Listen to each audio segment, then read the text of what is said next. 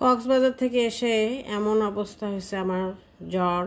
একদিন একটু ভিজছি, তাতেই আমার এমন জ্বর সর্দি চলে আসছে।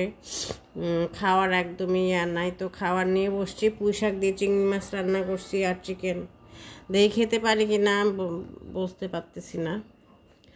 তো যাওয়ার আগে সারছিল, আবার ওখানে ভালো ছিলাম, আবার এখানে এসে আবার জ্বরে জ্বর ঠান্ডায় পড়লাম, বুঝলাম না কেন এরকম হলো।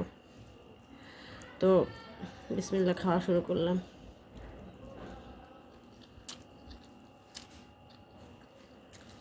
এমন অবস্থা, রাইস কুকারে ভাত রাঁধছি, আর এই যে 2 চুলায় এই মুরগি আর একটা পুঁই শাক দিয়ে চিংড়ি আমার খুব ফেভারিট। জ্বরের সময় যেটা ভাল লাগে সেটাই আমার খাইতে ইচ্ছা করে, সেটাই রান্না করি। তো এটা রান্না করলাম, তো একটু তো দেখি ভালোই লাগতেছে মুখে। আগে সারাইতে ছিল শাকটা, আগে নিলাম মুরগি। যাই হোক, মুখের মধ্যে বোম্বাই মরিচ আনছে, কিন্তু খেতে সাহস হচ্ছে না, কারণ এমনি এদিকে ঠান্ডা জ্বর, আবার তার মধ্যে খেয়ে আবার কী অবস্থা জানি না, তো সেজন্য খাইলাম না।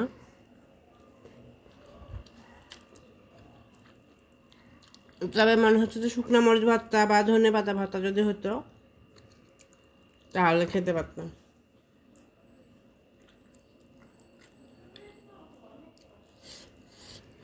কিভাবে যে আমি রান্না করলাম কিছুই আমি করতে পারছি না। এদিক জ্বরে মাথা ঘোরাচ্ছে, এদিক তারপরেও আজকে শুক্রবার গোসল করলাম, নামাজ পড়েই বসছি খাওয়া দাওয়া করতে।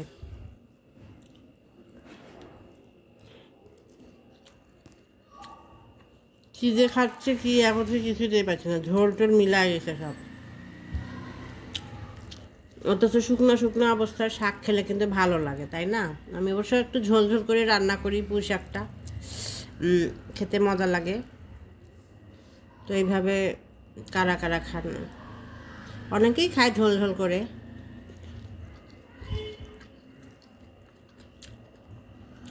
আর পুঁই শাক দিয়ে চিংড়ি মাছ, আমি খালি পুঁই শাক খাইতেই পারি না চিংড়ি মাছ ছাড়া।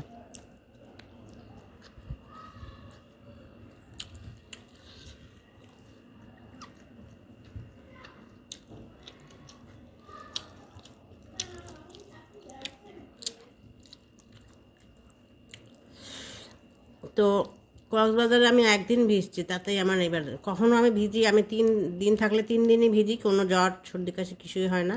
কিন্তু এবার কেন জানি আমি রক্ষা পাইলাম না, সেই অসুস্থ হয়ে পড়ছি।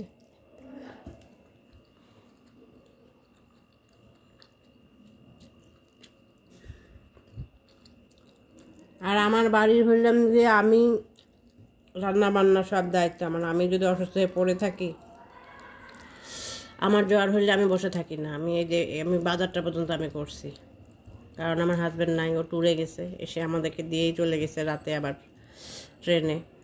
কাজেই বাসায় কোনো শাকসবজি কিছু ছিল না, আমি গেছি, গিয়ে চিন্তা করলাম বাইরে যাব, ভালোও লাগবে, আবার কেনাকাটা করলে মনটা ভালো হবে, আর না করে তো উপায় নেই। তা নিয়ত করে গেছি পুঁই শাক চিংড়ি মাছ কিনবো, 2টা কিনলাম, চিকেন এখান থেকে নিয়েছি। এই তো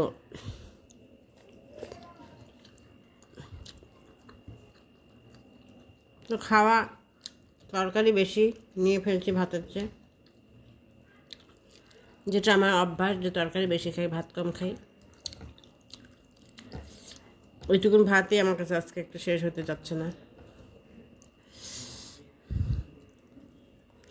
তো যাই হোক, আলহামদুলিল্লাহ। আমি তো এইটুকুনি ভাবছি না যে খাইতে পারবো, তো খেতে পারলাম। নাক টাক সব বন্ধ হয়ে আছে, নাকের